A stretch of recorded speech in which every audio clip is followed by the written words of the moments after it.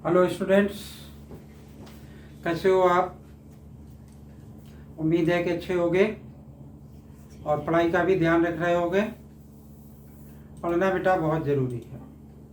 Lockdown का आपको पूरा यूज करना है। लॉकडाउन एक ऐसा पीरियड है कि जिसमें आपने जो काम नहीं भी किया होगा, टाइम नहीं मिलता होगा, उस काम को भी आप इसमें कर सकते हैं। यानी टाइम का पूरा यूटिलाइजेशन आप कर सकते हैं और बहुत कुछ नया सीख सकते हैं, बहुत कुछ क्रिएटिव सीख सकते हैं। तो इस टाइम का आप बहुत अच्छे से इस्तेमाल करो। मैं आज आपको बताऊंगा कुछ MCQ चैप्टर 13 के, क्योंकि ऑनलाइन क्लासेस होने की वजह से पेपर में MCQ आते हैं।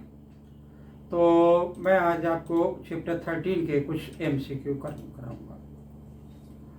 और इससे पहले कि मैंने चैप्टर डाल रखे हैं, जिस किसी को भी देखना है चैनल को सब्सक्राइब अवश्य कर लें, वीडियो देखें, अच्छी लगे लाइक करें, कमेंट करें, अपने यार दोस्तों को शेयर करें और हमारे चैनल को ज़रूर सब्सक्राइब कर लें। हम आपको बताते हैं कि कुछ MCQ। तो हमने एक क्वेश्चन पहले इस पे लिख रखा है कि dimensions of a cuboid are 3 centimetre, 2 centimetre, 1 centimetre, the length of the diagonal of a cuboid. बच्चों देखो, क्यूबाइड का सरफेस एरिया हम जानते हैं, एरिया ऑफ 4 वॉल्स जानते हैं, area to be white wash भी जानते हैं, एरिया वॉल्यूम भी जानते हैं, L/B/H। ऐसे ही क्यूब के साथ भी जानते हैं। बहुत सारे फार्मूला थे इस चैप्टर में। ये फार्मूला कहीं कहीं पर यूज हुआ, हमारी NCERT में किसी भी क्वेश्चन में ये यूज नहीं हुआ। तो कभी कभी टीचर जो है नहीं बताता इस फार्मूले को। तो जैसे मान लो कि हमारा कोई रूम है, आप मान लें कि उसमें सबसे बड़ा पोल कितना बड़ा रखा जा सकता है, तो आप तिरछा रख करके देखेंगे एक कॉर्नर से और दूसरी दीवार के टॉप के कॉर्नर तक रखना चाहेंगे, वही तो सबसे लंबा होगा। तो उसका फार्मूला क्या हो सकता है कि length of the diagonal is equal to क्या होता है कि L का square plus B square plus H square. इस फार्मूले में हमने वैल्यू डाल देनी है जो हमें दे रखी है। L यानी 3 का स्क्वायर यानी 9 हो जाएगा, 9 + 4 और प्लस का 1 का स्क्वायर बन जाएगा।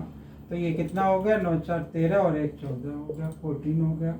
तो ये वाला ऑप्शन क्या होगा, इसका सेंटीमीटर तो सेंटीमीटर लगा ही लेंगे, ठीक है। तो इस तरीके से ये ऑप्शन क्या हो जाएगा, इसका करेक्ट हो जाएगा। For the video and copy it, then come to the next question.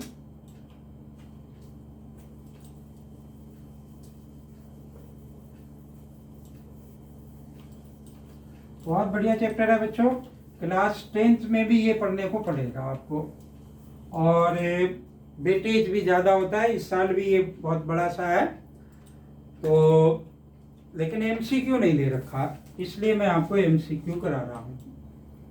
Question number 2 है, the total surface area of a cone, the total surface area, surface area मतलब टोटल सरफेस एरिया। तो कहीं पर अगर सिर्फ surface area लिखा तब भी वो टोटल सरफेस होता है। तो the total surface area of a cone whose radius is P/2 and slant height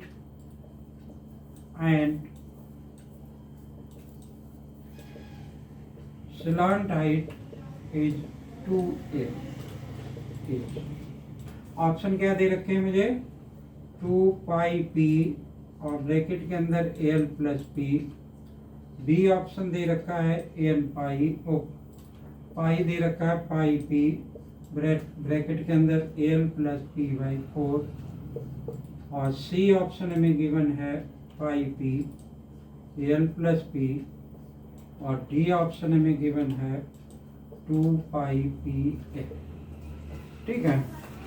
तो ये हमसे क्या कह रहा है कि total surface area of the cone की टोटल सरफेस एरिया क्या होती है, πr/L और प्लस πr², यही तो होती है।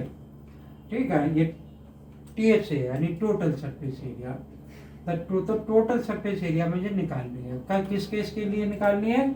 जब उसका रेडियस p/2 दे रखा हो, तो मैं यहाँ रेडियस p/2 डाल दूंगा। हम इसको क्या लिख लेते हैं, पाई आर लिख लेते हैं, l प्लस आर रख लेते हैं।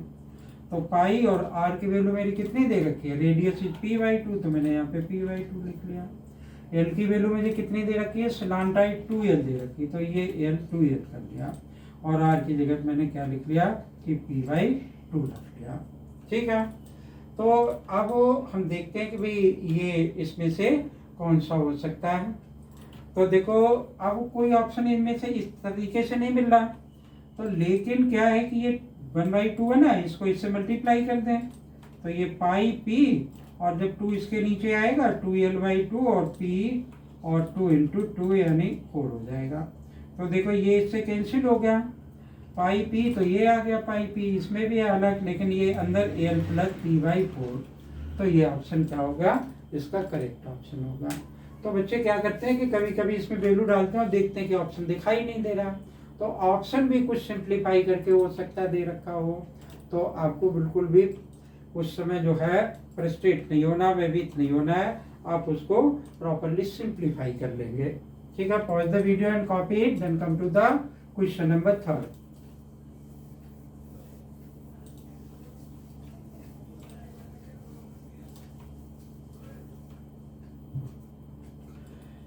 थर्ड क्वेश्चन में दे रखा है, if the surface area of a sphere,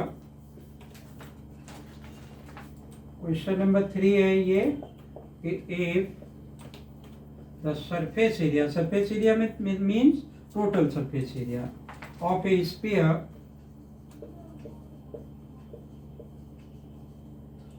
is 676 pi centimeter square, then its radius is equal to, then radius h। तो ए ऑप्शन में दे रखा है 12 सेंटीमीटर, बी में दे रखा है 13 सेंटीमीटर, सी में दे रखा है मुझे क्या कि 9 सेंटीमीटर, और डी में दे रखा है 8 सेंटीमीटर। ठीक है, तो ये मुझे करना है। The surface area of the sphere का कर्व सरफेस और टोटल सरफेस एक ही होता है, क्या होता है कि 4πr²। ठीक है, किसके इक्वल दे रखा है, 676 पाई के इक्वल दे रखा है, इससे ये तुरंत पाई हटा दो। ठीक है, 4 है यहाँ पे, रेडियस फाइंड आउट करना है, r² = 676 डिवाइडेड बाई 4 से ये कट जाएगा, जरूर कटेगा, तभी ऐसे की वैल्यू आएगी हमारी।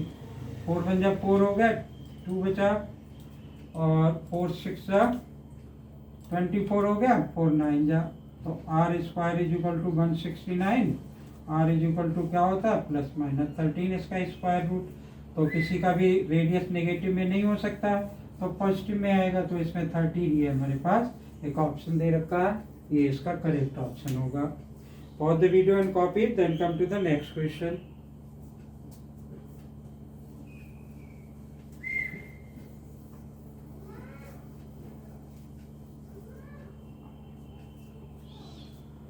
Given a cuboid, question number ये 4 है, given a cuboid of dimensions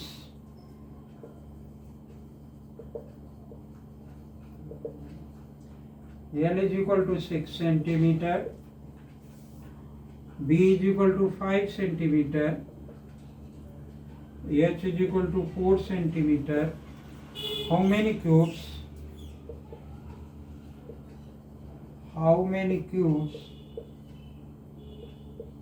each of side 2 centimeter can be cut out from it? Option A दे रखा है मुझे क्या 6, बी दे रखा है 15, और सी दे रखा है 30, और डी दे रखा है नन ऑफ।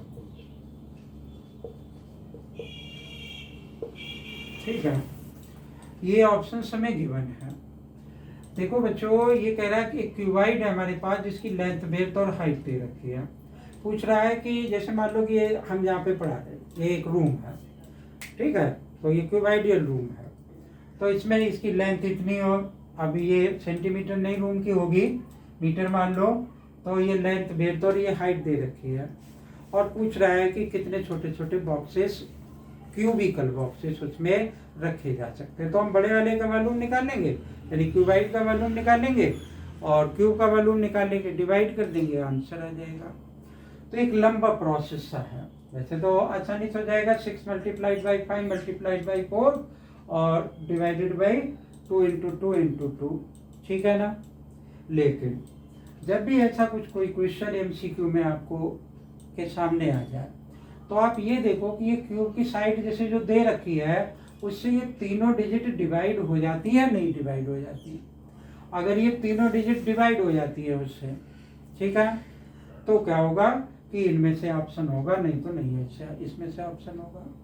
तो देखो ये 5 लिखा हुआ है, 5 2 से डिवाइड नहीं होता, नहीं होता है ना, 2.5 होता है, तो 2.5 आधा क्यूब तो रखा नहीं जाएगा, रखा जाएगा या तो पूरा रखा जाएगा, ठीक है, या नहीं रखा जाएगा। तो इसका मतलब क्या हुआ कि इनमें से ये जो पहले 3 दे रखे हैं उनमें कोई सा भी ऑप्शन सही नहीं होगा, D option will be correct option होगा, ठीक है ना। देखो ये होगा। तो जब भी कोई क्वेश्चन इस टाइप का आ जाए तो आप तुरंत दिमाग अपना घुमाएं और इस तरीके से इसको MCQ में कर सकते हैं। अगर ये डिस्क्रिप्टिव होता तो हम पूरा लिख करके बताते हैं इसको, ठीक है, कि L V × H तीनों को मल्टीप्लाई करते, नीचे लिखते 2 × 2 × 2, ओके, फिर काटते उसको। तो ये क्वेश्चन था। Come to the next question. क्या कह रहा है next question? The ratio of the volume of a cone and the cylinder of the same radius of base and the same height is. Question number 5 है ये। The ratio of the volume of a cone and a cylinder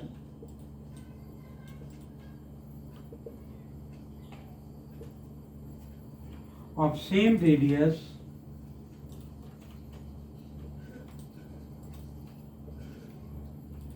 of base, radius of base,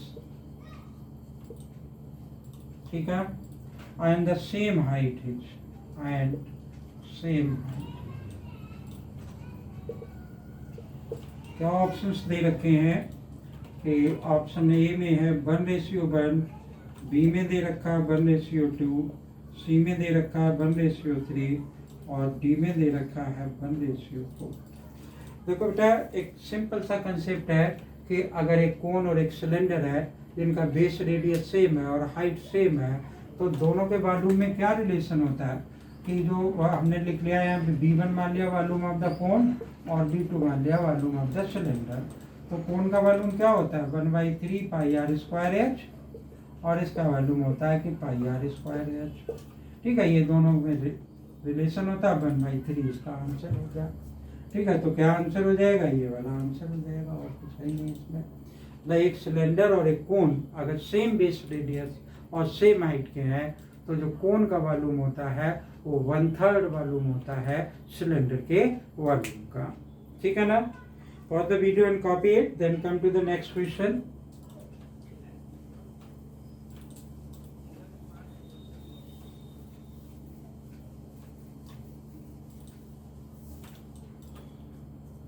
क्या लिखा है? If volume of and surface area of a sphere,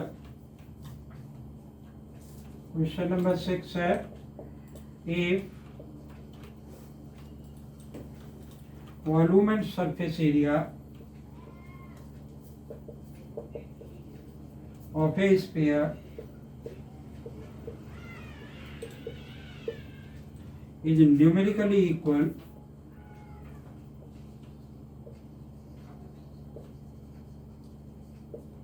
then the radius is,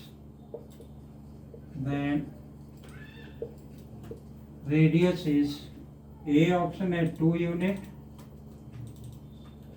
B option है 3 unit, C option है 4 unit और D option है 5 unit. कुछ भी नहीं है क्वेश्चन में। Volume and surface area of the sphere, volume क्या होता है स्फीयर का 4/3 पाई आर क्यूब, और सरफेस एरिया क्या होता है 4 pi R cube, 4 pi R square. हमसे क्या निकलवा रहा है इसका, हमसे इसका रेडियस निकलवा रहा है। देन रेडियस इज, तो देखो इस 4 से तो ये 4 कैंसिल हो जाएगा, पाई से पाई कैंसिल हो जाएगा, ये आर स्क्वायर से ये कैंसिल हो गया, क्या बचा r/3 इज इक्वल टू 1 बचा, रेडियस इज इक्वल टू क्या आ गया 3 आ गया।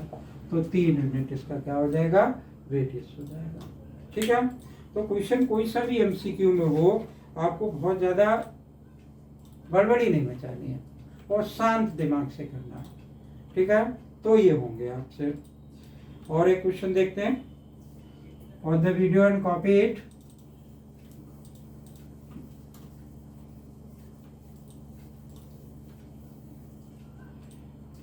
क्या लिखा हुआ है, if the radius of a sphere is reduce to its half. Question है ये, if the radius are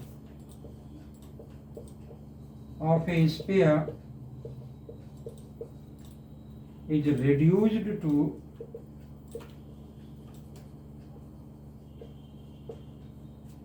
its half, then new volume would be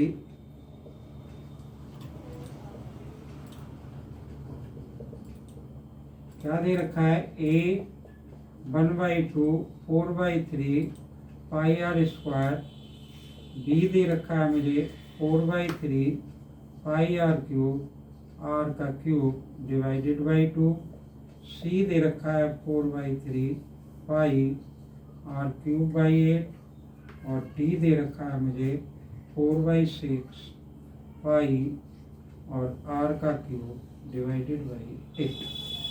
ठीक है, क्या कह रहा है, the radius r of a sphere is reduced to half, then volume. पहले volume हमने मान लिया, पहले रेडियस आर था, वॉल्यूम हुआ 4/3 पाई आर क्यूब। ठीक है, अब ये कह रहा है कि इसका रेडियस कितना कर दिया, आधा कर दिया, तो हम भी आधा कर देते हैं, आर था पहले, अब r/2 मान लो, यहाँ पे पुट कर दो, आंसर आ जाएगा। वॉल्यूम ही पूछ रहा है, वॉल्यूम पूछ रहा है, आर की जगह मैंने क्या रख दिया r/2 का क्यूब। सिंप्लीफाई करते हैं इसको, वही आंसर हो जाएगा, आर का क्यूब डिवाइडेड बाई 8। ठीक है, अब ये कहीं पे हमें दिख रहा है 4/3 पाई आर का क्यूब बाई 8, ये इसका ऑप्शन हो गया। ठीक है ना, तो ये कुछ एमसीक्यू थे, सरफेस एरिया एंड वॉल्यूम, बहुत बड़ा चैप्टर है ये, तो और आगे हम एमसीक्यू कराएंगे इस चैप्टर के। जो भी हमारे कुछ पार्ट्स ऐसे रह गए सरफेस एरिया, जिसमें कि जैसे कोन हो गया, क्यूब हो गया, क्यूबाइड हो गया, सिलेंडर हो गया, स्फीयर से रिलेटेड कुछ ज़्यादा क्वेश्चन थे इसमें, तो अपनी नेक्स्ट वीडियो में हम कुछ उनसे रिलेटेड क्वेश्चन कराएंगे। वीडियो पसंद आए तो लाइक करें, चैनल अगर सब्सक्राइब नहीं कर रखा है तो ज़रूर कर लें उसको, ताकि आपको मैं एक से एक अच्छी वीडियो दे पाऊँ, और कमेंट करना भी ना भूलें। थैंक यू, जय हिंद।